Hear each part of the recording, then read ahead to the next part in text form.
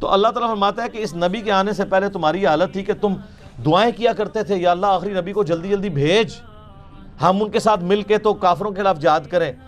فلما جاءہم ما عرفوا کفروا بہ، جب وہی نبی آ گئے جن کو انہوں نے پہچان بھی لیا۔ سورۃ الانعام میں آئے گا اس نبی کو اس طرح پہچانتے ہیں جس طرح اپنے بیٹوں کو، کہ یہ وہی پیغمبر ہے جس کے ذکر تورات اور انجیل میں موجود ہے، پھر بھی انہوں نے بغیم بینہم کی وجہ سے، ارج ٹو ڈومینیٹ، زدم زدہ انکار کیا۔ فلعنت اللہ علی الکافرین، پس لعنت ہو اللہ کی ایسے کافروں کے اوپر جنہوں نے حق بات قبول کرنے سے انکار کر دیا۔ یہ وہ آیت ہے سورہ البقرہ کی 89 نمبر آیت جو اکثر ہمارے بریلوی بھائی پیش کرتے ہیں کہ قرآن میں آیا کہ یہودی بھی نبی کے وسیلے سے دعا کیا کرتے تھے، تو وسیلہ جائز ہوتا ہے۔ ایک گل ہی کچھ اور سی، ٹھیک ہے، وہ مستدل الحاکم میں موجود ہے کہ وہ یہ دعا کرتے تھے اللہ اس نبی کو جلدی جلدی بھیج تاکہ ہم اس کے ساتھ۔ تو وہ جو اللہ کہہ رہا ہے نا کہ پہلے تو تم اس نبی کے ذریعے سے جنگوں میں فتح مانگا کرتے تھے، مراد یہ کہ کہتے تھے کہ جنگ میں فتح ہوگی جب یہ میرے پیغمبر آئیں گے، اب جب آئے تو انکاری ہو گئے۔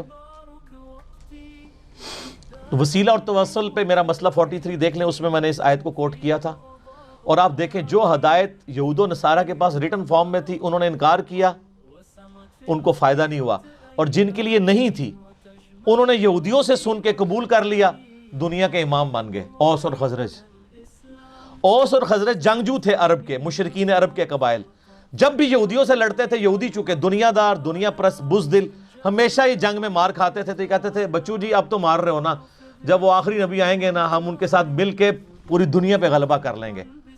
تو یہ اوس اور خزرج کے کان پک چکے تھے یہ بات سن سن کے، اور وہ ڈرتے تھے کہ یار ان کا مسیحا کب آئے گا وہ منجی اور ہادی بن کے، یعنی محمد رسول اللہ صلی اللہ علیہ وآلہ وسلم۔ جب وہ آئے تو یہ تو اپنے بابوں کے پیچھے لگ گئے علماء یہود کے۔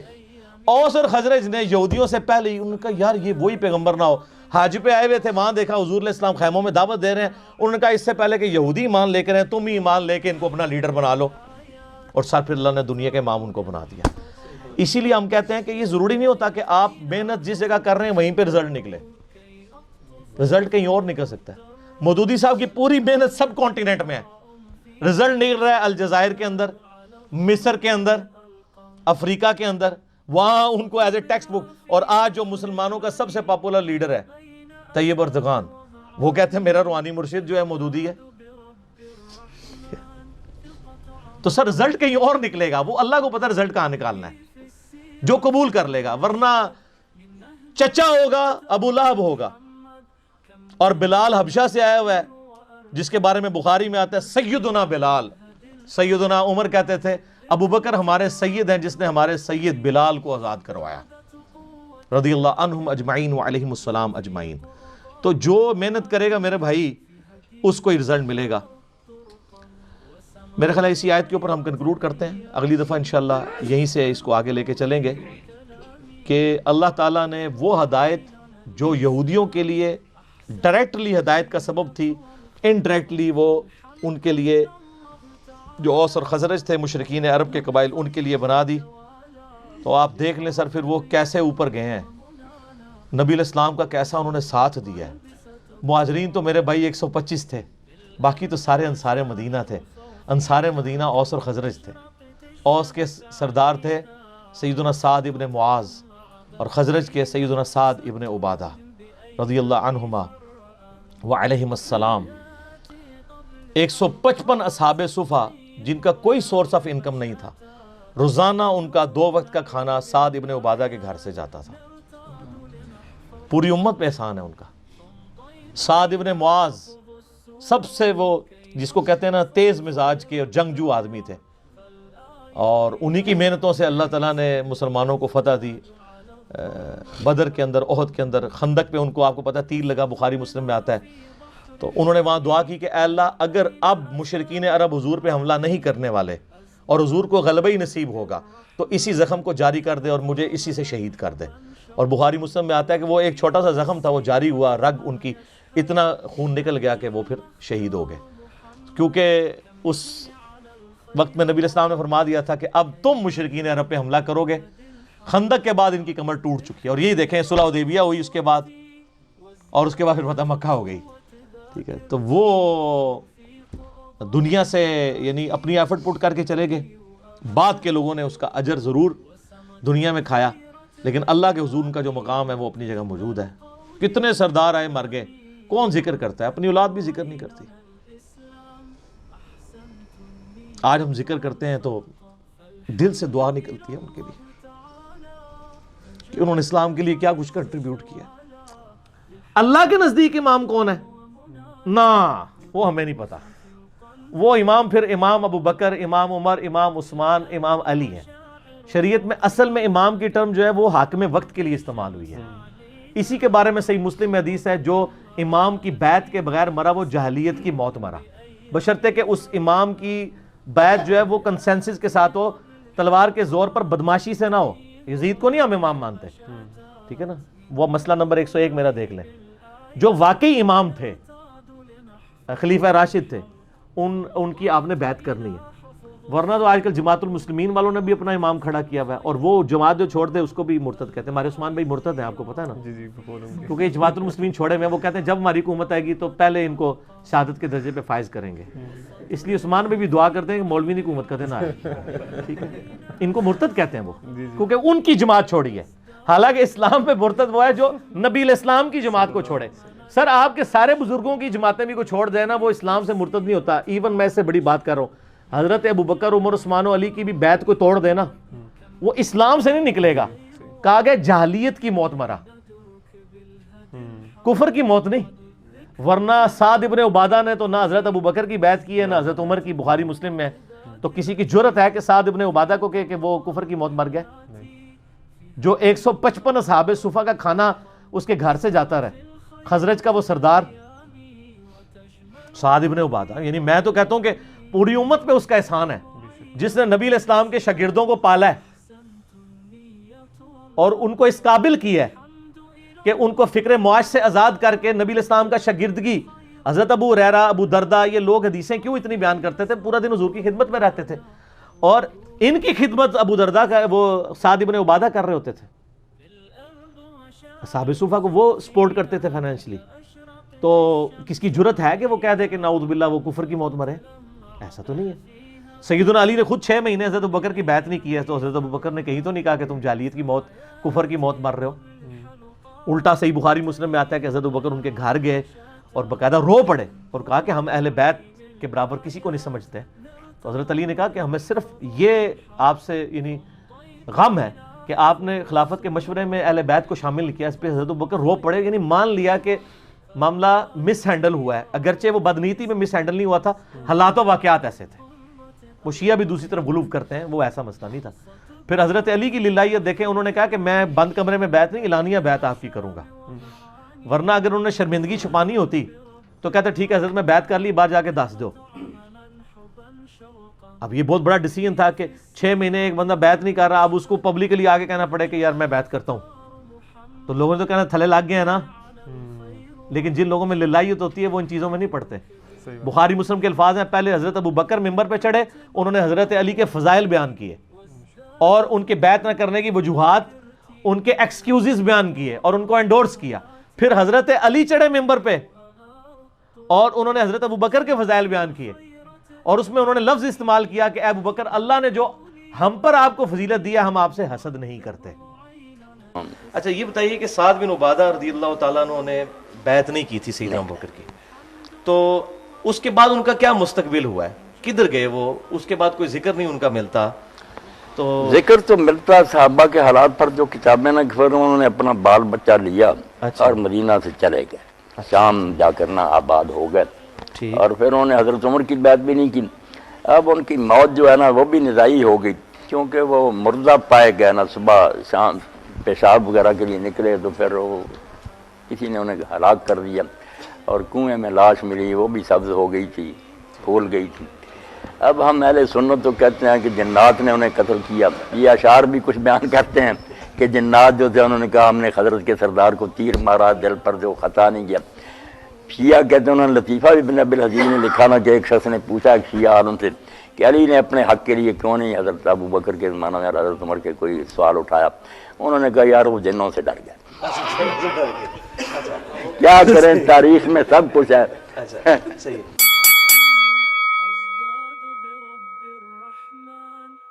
تو بخاری مسلم میں جو حدیث ہے کہ 6 مہینے حضرت علی نے بیعت نہیں کی تھی حضرت ابوبکر کی، ٹھیک ہے، پھر حضرت فاطمہ کی وفات ہو گئی. بخاری مسلم کے الفاظ ہیں، حضرت علی نے پیغام بھجوایا حضرت ابوبکر کے لیے کہ آپ مجھے آ کے ملیں گھر آ کے. تو حضرت ابوبکر خود، حضرت علی خود چلے جاتے ہیں نا ان کے گھر. آپ ذرا اس کی انٹینسٹی کو غور کریں. کیا پنجاب کا وزیر اعلیٰ یہ کہے گا کہ پرائم منسٹر مجھے گھر آ کے ملو؟ تم جرت ہے اس کی یہ کہہ دے؟ اس جرت کے پیچھے کیا چھپا ہوا ہے؟ ہائے ہائے ہائے لے جاؤ آج. یہ جرت کے پیچھے کیا چھپا ہوا ہے کہ مجھے آ کے ملو؟ اور ملنے والا بھی آ رہا ہے وہ کہ میں خلیفہ ہوں، پوری امت نے مجھے بیعت کی ہے، مجھے بلا رہا ہے اپنے گھر میں. ان کی عاجزی اپنی جگہ ہے، لیکن حضرت علی کا جو ایکٹ ہے یہ کیا شو کر رہا ہے؟ ان کو پتا تھا اہل بیت کا سٹیٹس کیا ہے.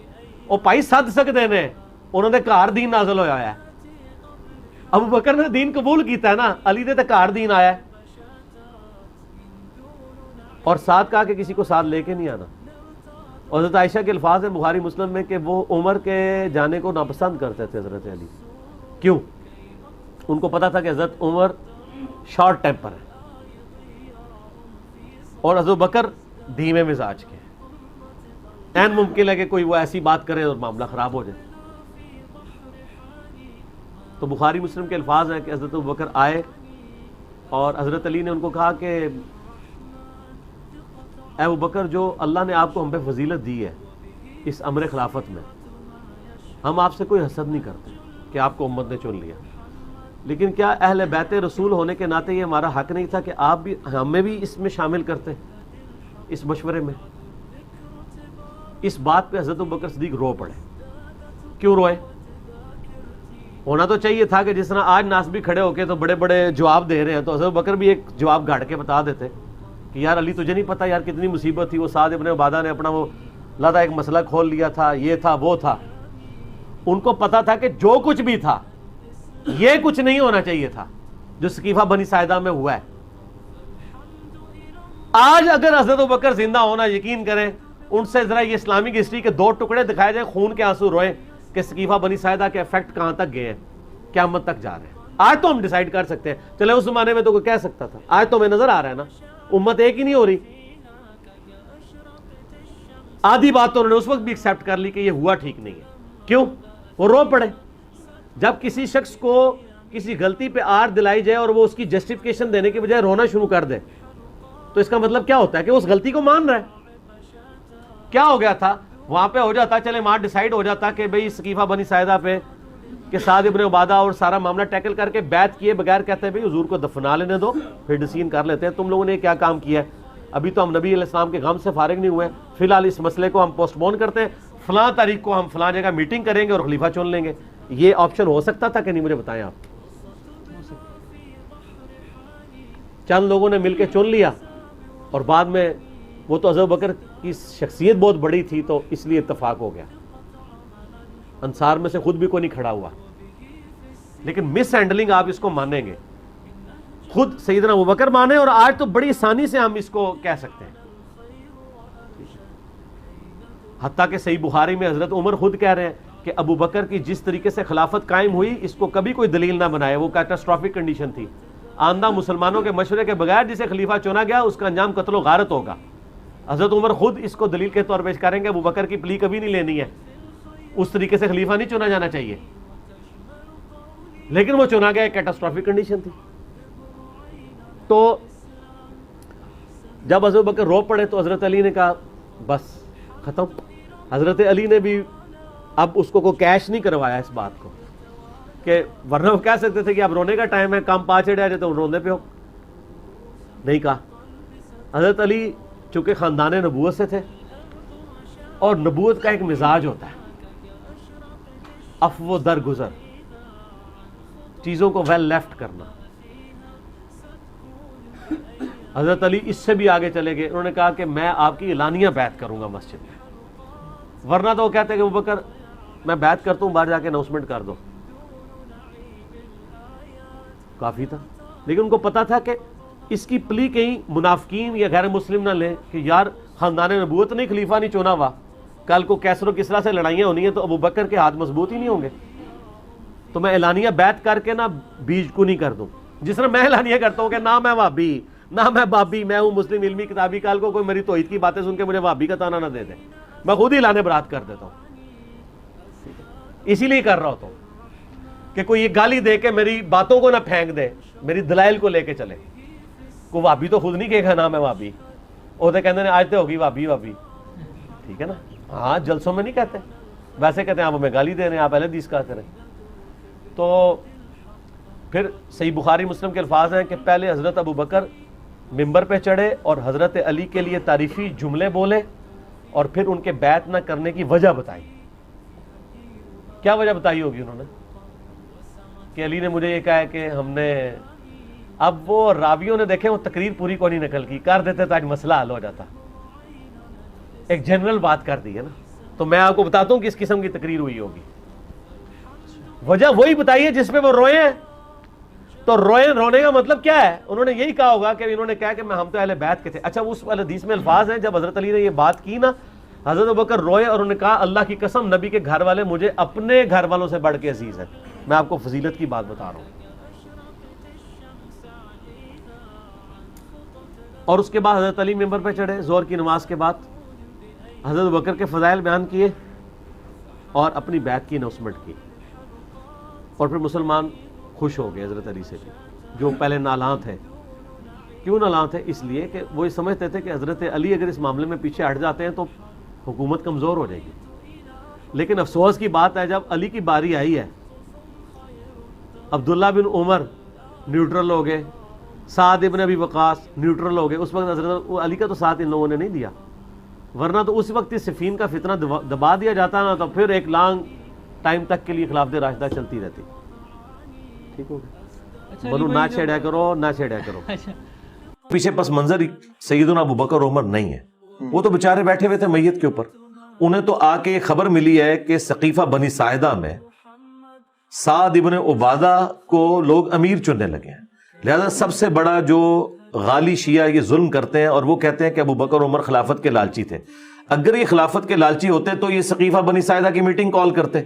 میٹنگ تو انصار مدینہ نے کال کی بھی تھی جو خود شیعہ علی تھے، تو سٹارٹ تو وہاں سے ہوا نا.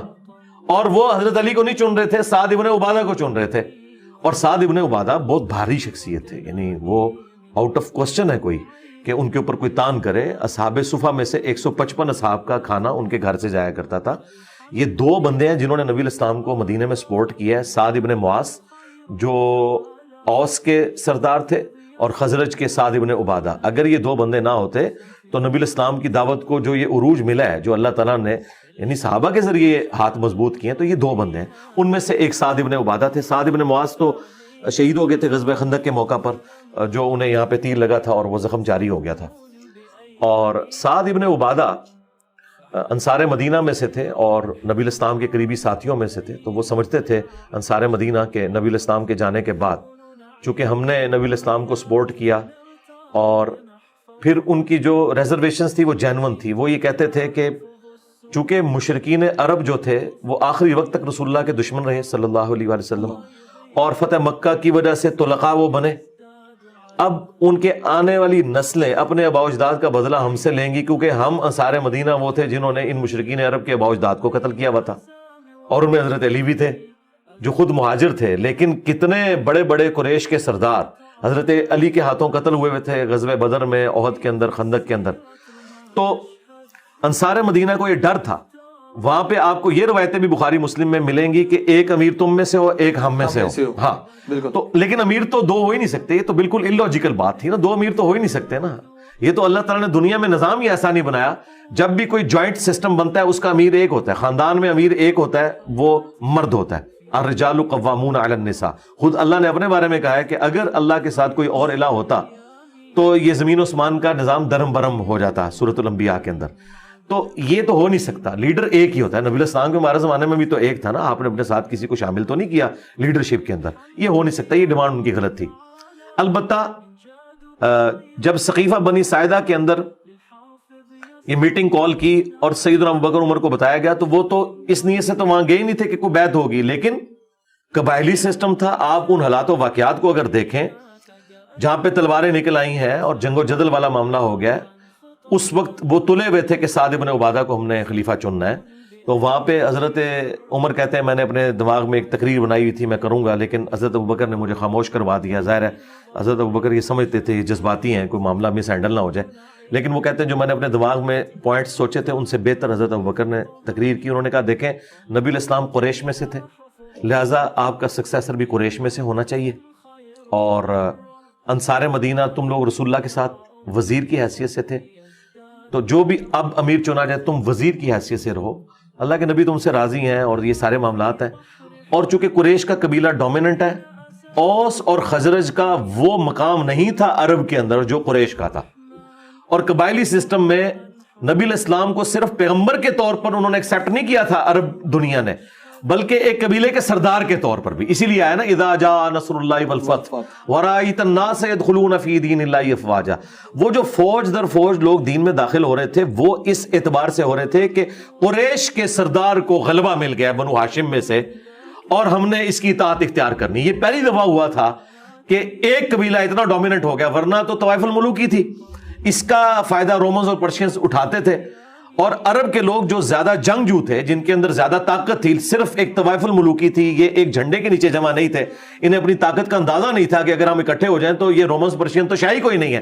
اور وہ اللہ تعالیٰ نے نبی علیہ السلام کے ذریعے کیا، اور دیکھیں پھر کیسا انہوں نے الٹا، یہ اتنے طاقتور لوگ، ٹف مول کے عادی. اب یہ سارے کا سارا معاملہ جو تھا قریش کا غلبہ، اسی کی بنیاد کے اوپر آگے یہ ساری امپائر پھیلنی تھی. تو حضرت ابوبکر نے کہا کہ قریش کے علاوہ اگر کوئی اور سردار ہوا تو یہ تمہیں نہیں چنیں گے. خود ظاہر ہے کہ خود قریش مکہ نے نہیں ماننا تھا کہ اوس اور خزرج کی کیا اوقات ہے. اچھا اب یہ ساری چیزیں ایک گراؤنڈ ریالٹیز ہیں. اب آپ لوگوں کو آیتیں حدیثیں نہیں سنا کے کہہ سکتے کہ جی وہ سب انسان اللہ کے نزدیک برابر ہیں، یہ ساری چیزیں نہیں ہو سکتی.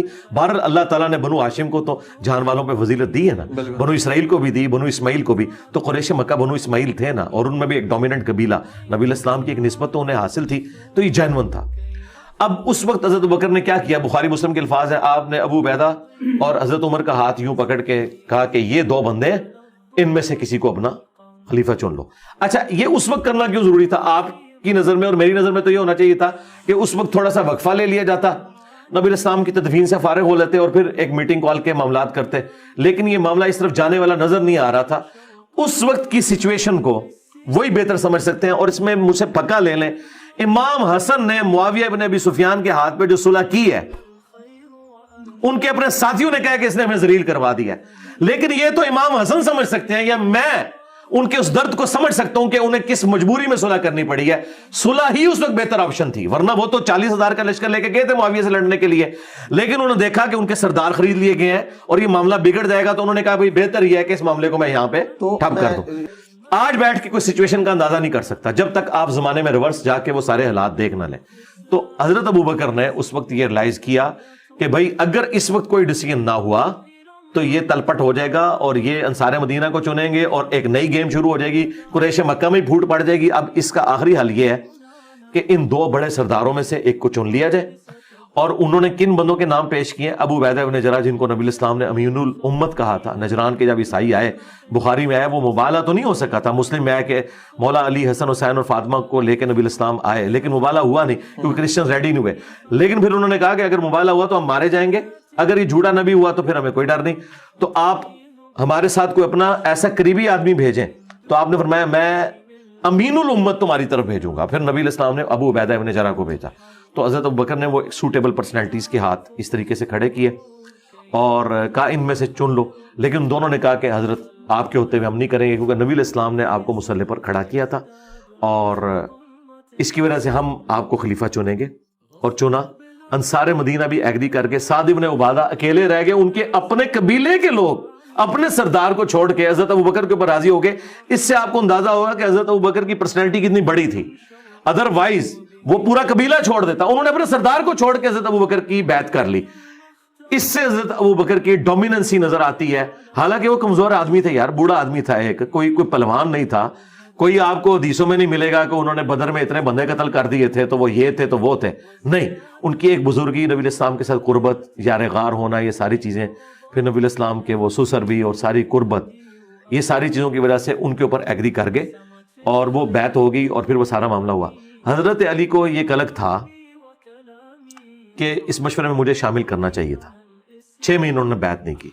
6 مہینے کے بعد بخاری مسلم میں آتا ہے، انہوں نے حضرت فاطمہ کی جب وفات ہو گئی، انہوں نے حضرت ابوبکر کو پیغام بھیجا اور کہا کہ آپ میرے پاس آئیں اور اپنے ساتھ کسی کو نہیں لے کے آنا، اور وہ راوی کہتا ہے کہ آپ نہیں چاہتے تھے کہ حضرت عمر ساتھ آئیں کیونکہ وہ جذباتی، تو حضرت عمر نے روکا حضرت ابوبکر کو کہ آپ اکیلے نہ جائیں۔ انہوں نے کہا میں اہل بیت رسول سے کوئی نیگیٹو چیز امید نہیں کرتا، اس سے آپ کو ان کی کمٹمنٹ کا، وہ اکیلے گئے، حالانکہ بہت بڑا رسک تھا اکیلے جانا، اچھا، جبکہ خلافت کا جھگڑا چل رہا ہے۔ اور دوسرا آپ دیکھیں خلیفہ وقت جو ہے وہ حضرت ابوبکر ہیں، ہونا تو چاہیے تھا وہ کہتے تم میرے دربار میں آؤ، انہیں پتا تھا اس گھر سے ہمیں دین ملا ہے، یہ ہمارے بڑے ہیں، یہ ان کا جانا۔ پھر حضرت علی جب یہ بات کی کہ آپ کو جو اللہ تعالیٰ نے یہ فضیلت دی اور یہ حالات و واقعات فیوریبل ہوئے، ہمیں کوئی حسد نہیں ہے، لیکن آپ نے ہمیں مشورے میں بھی شامل نہیں کیا، اس پہ حضرت ابوبکر رو پڑے۔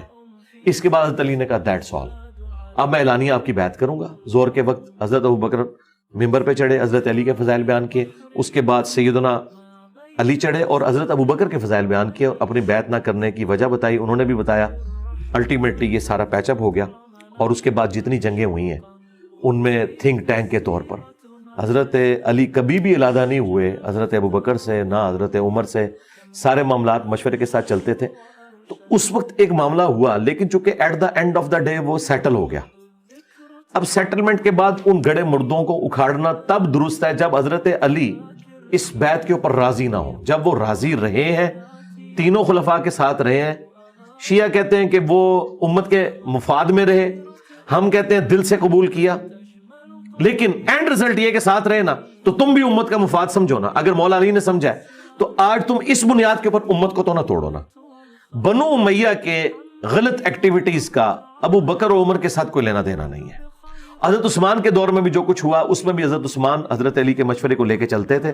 کہیں کسی جگہ پہ مس ہینڈلنگ ہوئی ہے تو وہاں پہ بھی حضرت علی نے کبھی بھی حضرت عثمان غنی کی خلافت کا انکار نہیں کیا، انہیں اپنے ساتھ لے کے چلے۔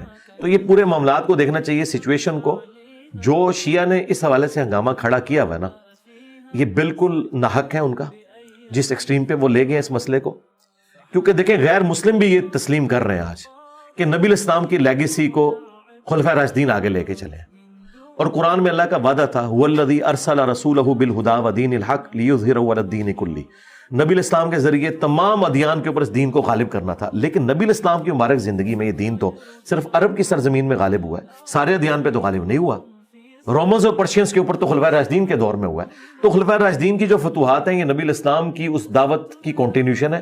اللہ تعالیٰ نے ان کے ذریعے اتنا بڑا کام لیا کہ دیکھیں نبی الاسلام کی وفات کے وقت ہزاروں لوگ جب مرتد ہو گئے اور صحابہ کرام کی تعداد کم رہ گئی ہے، تب بھی وہ دلیری کے ساتھ لڑے ہیں، اور اللہ نے نہ صرف عرب پہ ان کو غلبہ دیا ہے، جھوٹے پیغمبروں کے اوپر غلبہ دیا ہے، منکرین زکوٰۃ کے اوپر غلبہ دیا ہے، الٹا سپر پاور سے ٹکرا گئے۔ یہ تو اس طریقے سے ہے کہ میں ایک محلے کی ٹیم بناؤں اور آپ کو پتا چلے گا اگلا ورلڈ کپ اس نے جیت لیا ہے، تو یہ غیر معمولی واقعی ہو سکتا ہے نا۔ تو یہ اللہ تعالیٰ کی غیبی تائید تھی۔